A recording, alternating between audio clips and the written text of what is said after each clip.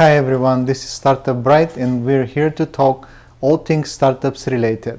This is the time and place where founders share their ideas, explain their products and services, introduce their teams, and talk about their problems and goals.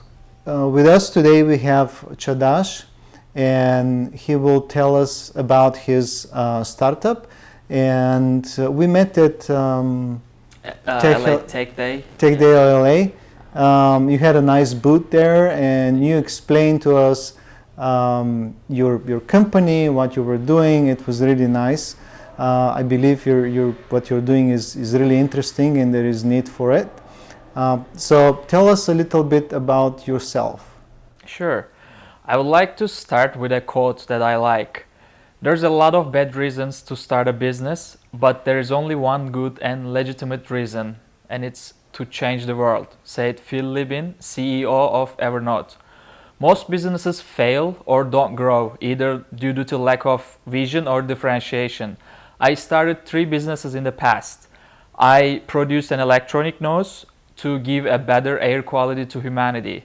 I created a unique pub crawl concept to make the travelers explore nightlife more fun, and I made it the most visited pub crawl in Turkey. And now I'm developing a photographer hiring app to help people to have the most beautiful photos in their lives. I'm Cagdas Ocak. I'm an engineer entrepreneur with a strong sense of innovation. I'm the person who adds value on something that people pay for a better experience. While doing so, my ultimate goal is to create a huge impact in people's daily life. Because I believe a better world is always possible. Yeah, I mean, it is possible. Yeah. We need enough people to try to do that. Exactly. Yeah. So tell us a little bit about your new startup, about your new adventure that you're trying to build. Yeah, so it was exactly 2 years ago.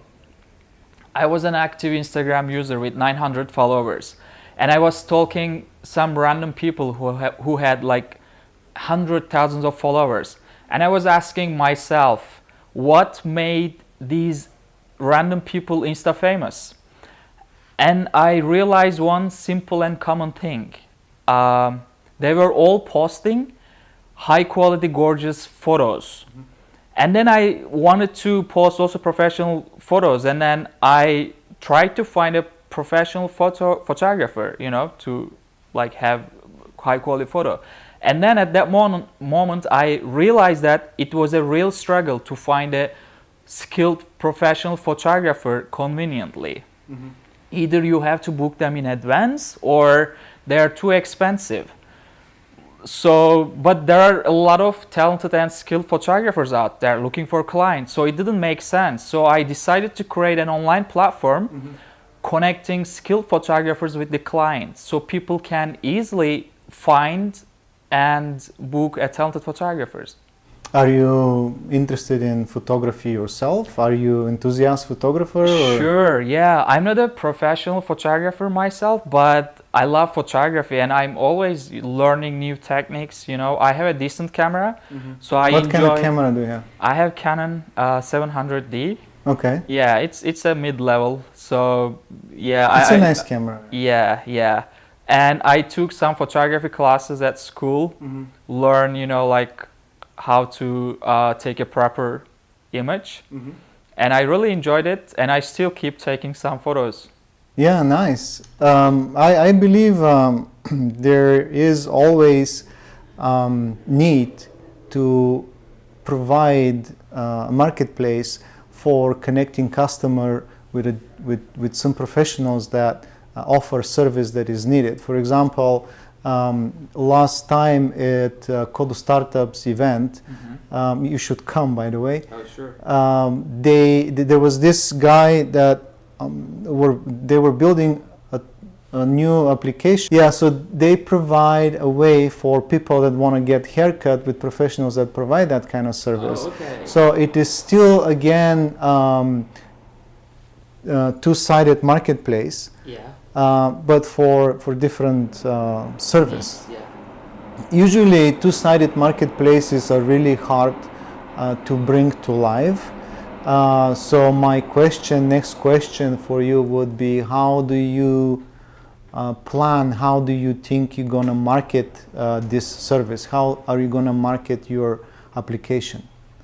That's right. So this is the common problem for marketplace apps, as you said. It's like chicken egg problem. So my solution would be, for this type of marketplace, you should always start from the small.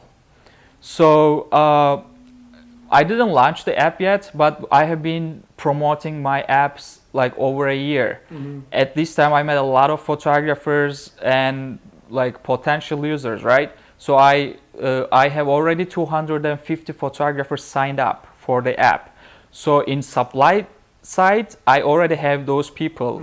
I contact to these people now, and they are ready to shoot actually. And for user side, as a Pozbee, we target specifically people who might need professional photography regularly. So we narrow down our target market to start. So we target actually people who wanna strengthen their social media profile or want to create a strong online presence for their personality or for their brands, because eventually they will need a professional photo for this. So by targeting these people, specific people, we are trying to solve this problem. And we will also do some marketing activities, like we will have referral system. It's going to work, we hope. So if you invite or refer your friend, we will give you both free photo shoot, and also we will have an opportunity to taking photo with Instagram celebrities weekly. It might also attract more people to meet new Instagram celebrities and take pictures. And we will do marketing on social media. We will collaborate with many social media influencers who has already hundreds of followers, and we will go from there. Okay, so your strategy is you first got the photographers, the service providers. You have about 250 people that already are on your platform, and now you will be marketing their services to the global public, using mostly social media and social media influencers and probably Facebook advertising as well, something like that. Sure. Okay, I mean, sounds reasonable to me, especially if you got the supply side of things already lined up. That is really good. How do you plan to make money from your app? So it's pretty simple. We just take commission from each photo shoot. Pozbee takes 20% service fee on each shoot, each booking. So 10% from customers, 10% from the photographers. Let's say if the photo shoot $100, we cut 20% and then give the rest to the photographers. How do you solve the problem that all of these dual-side marketplaces have? Once a photographer and a customer establish a relationship, they can continue from that point without using your application or your platform. Have you thought about how you can? Yeah, sure. Why would they go through your application instead of directly to the photographer? For example, all these marketplaces for software developers, which I often use, they offer some sort of escrow services. So I pay, I get charged, but the money doesn't get transferred to the photographer and to the developer until I actually receive the application or the code finished.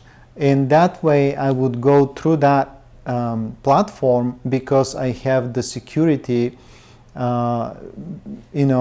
because my money are not directly transferred, and sometimes most of the times these people are not in the United States.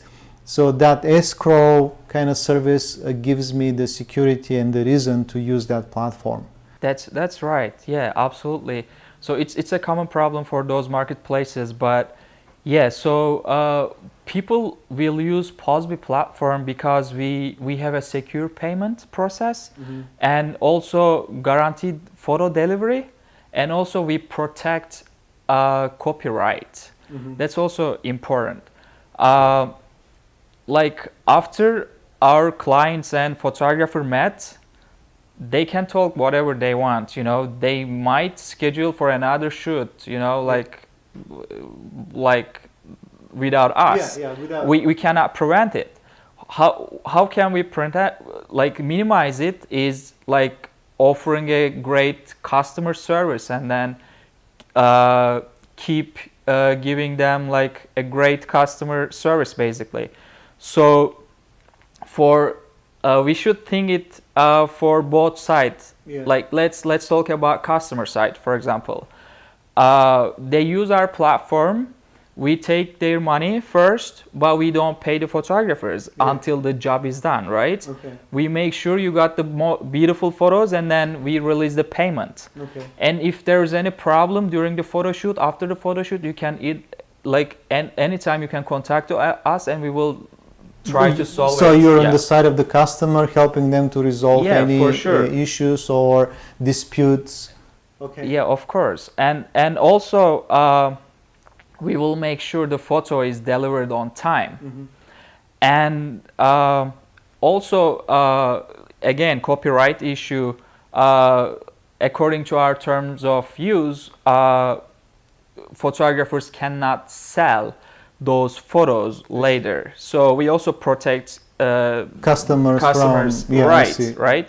Because you never know, that photographer might use that photo for like improper I know. things. So I understand. So for photographer side, usually customers want to pay like in a traditional way. You book a photographer, and then they come and then shoot your like things, and then you need photos, right? And first photographers edit every photo and then send it, and then customers want to pay, right? But as a photographer, how you make sure like customer is gonna actually pay, right? So we also like remove that process, so it's secure. And also copyright issue is important for photographers as well. So if customers buy photo from Pozbee, they cannot use it with commercial purpose, because if they want to use it for commercial purpose, so they have to buy the license for that. I see. So we also protect photographers' right for that. So how far are you in your development of this application? Do you have a product already, or? We have a beta version, but still some features are missing. So we are still developing it actually, and we are planning to launch it hopefully in 3 months, like after New Year. So we are excited about that. Just the development, it's kind of complicated app, so it takes time to develop, and we try to make sure like the product is working properly. So that's why it takes a little time. Is it a web-based application, or it's native? It's native app. It's a native mobile app. So is it for Android and iOS, or just what is your focus first? It's first iOS. We are developing a native iOS app because once we research actually like our target customers, photographers, we realized that most of our community use iPhone, like Apple services. So I'm talking for LA, Los Angeles. So it makes sense if your market is, ideal customer is using most of our device. customers use iPhone.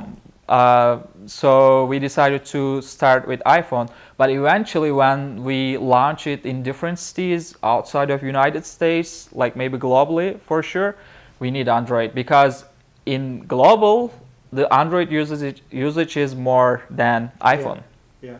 Yeah, in the world. So my next question would be, do you have a team with you? Yeah, so it's also kind of complicated. Well, I came up with this idea first by myself, and then I needed a developer, right? Yeah. And I researched about the developers, and it was really hard to find a reliable and like good developer.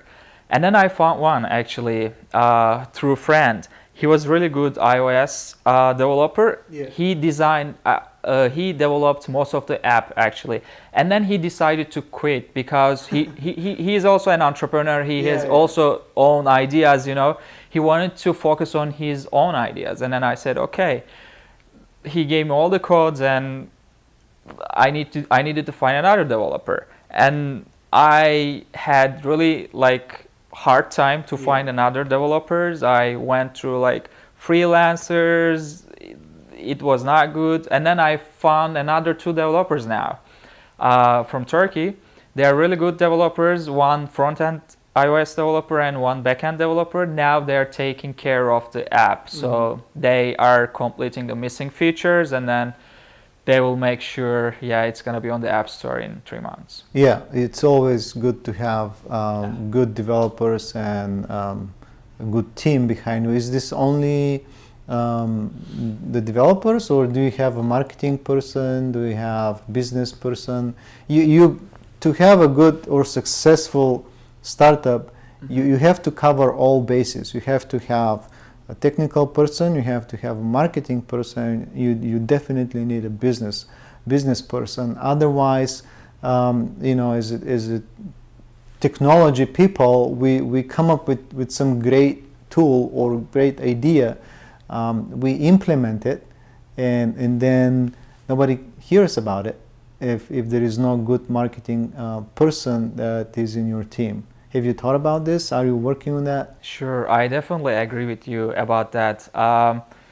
Like from the beginning, I've been doing everything like pretty much by myself. Yeah. So like from my previous experience, I have like knowledge and experiences how to start a business from scratch. So I do marketing, I do legal issues, I do like design, everything pretty much. But I know I need a marketing team eventually. So that's why I actually need money for that. I need to get funded, like to create a team for marketing, for development as well. If I am a developer or a person that has enough money, what would stop me to become your competitor very quickly? Do you have a technology, or do you have a process that is very specific to your application, that is your IP? Something that I'm not talking about patent or anything like that, but do you have like a secret sauce that nobody else can copy, or is going to take them a long time to copy and make the same application as yours? Yeah, sure. I would say the vision is the most important when you start a business. That's the thing that differentiates you from the others, right? And for myself, this photography business exists like ages, like years, right? And I'm not the only business actually connecting these photographers with the clients. And I don't hesitate sharing my business idea with anyone else. I don't afraid to be copied. I challenge everyone. It's not that easy to start a business. This is a marketplace app. So it's all about, you might have a great idea, a great tool. It's all about making people together for them to use your app or your idea, your business, yeah, right? I agree with you. So it's a lot of effort. So I'm ready to do that. I have like marketing ideas, creative marketing ideas, like in my mind. I trust them, and as long as I have a good team, I believe I will succeed it. So it's all about like hard working actually. And everyone starts, but they don't keep that hard working, because they see, oh, it's hard, they give up. So the ones who keeps working hard might succeed. It's not hard. I've been asked the same question multiple times when I have an idea or when I work on some of my projects. They say the question is, what stops the next guy of building the same thing? And the next question is, should you share your ideas, or you should keep your ideas for yourself and just develop, and only when you're ready, go out and present it to the world. And I believe that you should go out and pitch your idea as much as possible and receive feedback. That's right. And see how people react on your idea and try to continue developing it, because all this feedback is extremely valuable for somebody that is building something new. That's absolutely right. In terms of stealing, nobody else will have the energy and the desire to build it. Usually people that are potentially can steal your idea, they already have their own ideas. So they put their energy in that instead of stealing somebody else's idea, right? So I'm glad that that we met at Tech LA, Tech Day LA, and tell me, you mentioned that you need funding. Tell me a little bit more about what do you need from an investor, how much money, are you looking only for money or also connections? Sure. I, like every business owner, I create a business plan, right? You have a business plan? Yeah, I have. You're probably the first person that I hear with a startup that has a business plan. Oh, really? Well, I had to, to see like my future, to estimate at least. It's not like very, like accurate numbers, but I try to be realistic. So we need to plan, otherwise you cannot move forward. And so, I did like business plan for next 3 years, starting from the first day of launching, how many booking I will have, what's my need, what's my cost, basic startup cost, marketing cost, like when you hire people, you need to pay them, salaries, everything. And I came up with like to be able to reach my 3 years goal, I need to have $450,000 for Pozbee. This includes all the development expenses, marketing expenses, operation costs, startup costs, and and after the first year, actually, Pozbee starts making profit. Okay. So once it starts making profit, it grows hopefully exponentially. And after we make sure it works in LA, we are planning to launch in other major cities in United States, and then hopefully everywhere in the world. Okay. Yeah, because photography business exists literally everywhere in the world. Yeah. And what is your offer for $450,000 of investment? Well, we offer to potential investors? Yeah, the potential investors 20% of the company. Okay. Well, that sounds good. Yeah. I don't ask very often this question, but because you're building an app, yeah, and I would say it's possible to build an app without actually getting money from an investor. And the reason I'm saying this is money from an investor is probably the most expensive money that you can get, right? So there are other ways to get money, even banks. You know, it doesn't sound sexy, but you can go to the bank and eventually get $50,000 fairly quickly. An investor is going to take 20% forever, even more, because then you have to encounter for dilutions and all that stuff. So why are you after investors' money? Why are you not trying to find different ways to fund your company? I wouldn't mind getting money from investors, because when the investors got involved to my business, I'm not taking just his money. I also get his network connections. Also, maybe his that ideas. makes like, sense. If it might be like kind of strategic partner. You know, he can like tell me what to do. Like, what if we do? Like, what could be better if we do that? So, not only money, but also like as kind of strategic partnership. I would expect. And I wouldn't mind, you know, to more feedback. And yeah, also to get money from the bank is an hassle. So since I'm foreigner here, I'm in United States only for 3 years. I don't think actually the banks would give me credits or loan. It's also kind of like problem for me, because you need to build like high credit score, all this stuff. So that's also like another have you issue. invested your own money? Yeah, I did.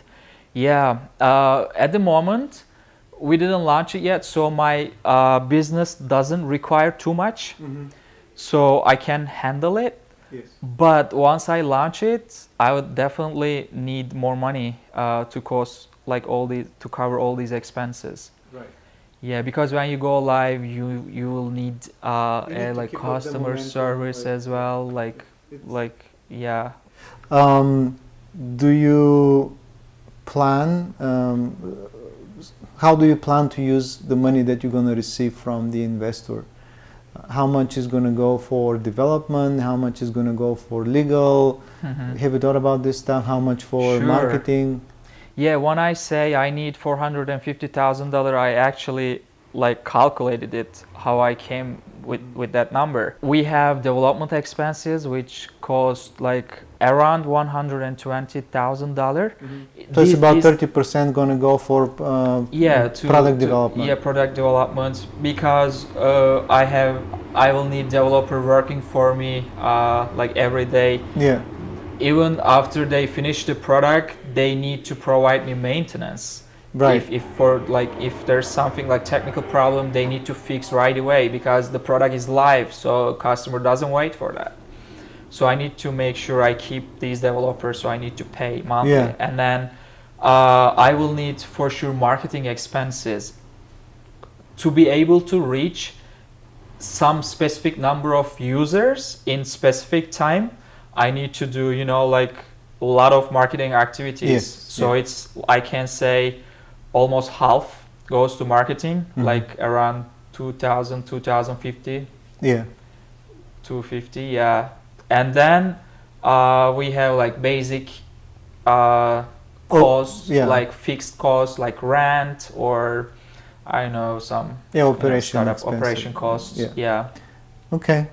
Do you have any funny story to share with us? I ask all of the founders here to share funny or ups and downs or humiliating story. I don't know. Anything that you want to share with us? Yeah, I have an interesting story. Okay. Actually. So in the senior year of the university, when I just started first this entrepreneurship thing, our university has an accelerator program in Technopark. So we applied with a friend. You know, our idea was an electronic nose. Electronic nose is an electronic device which distinguish the odors. You know, it's very exciting, right? Well, we started actually aiming this, like classifying the odors and distinguishing them.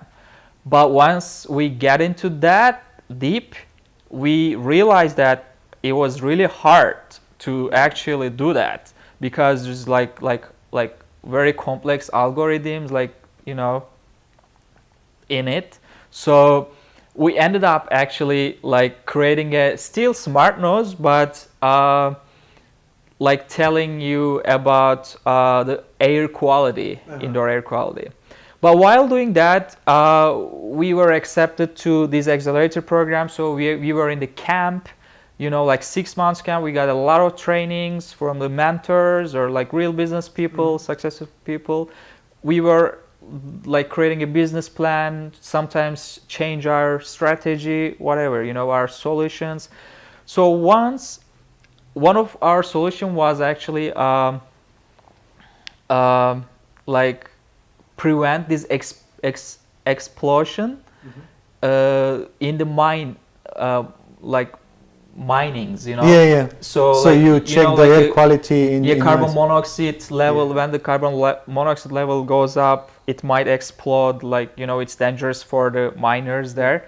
So we decided actually in Turkey, like, try to visit the biggest mining facility there. But so it was in different cities. So me and my friend like called the officers there, and then, okay, we are coming to visit you. And then they said, okay. We just went there, and then we met the the officer there. Like, he was like maybe like general manager or something like that, and we were just college kids.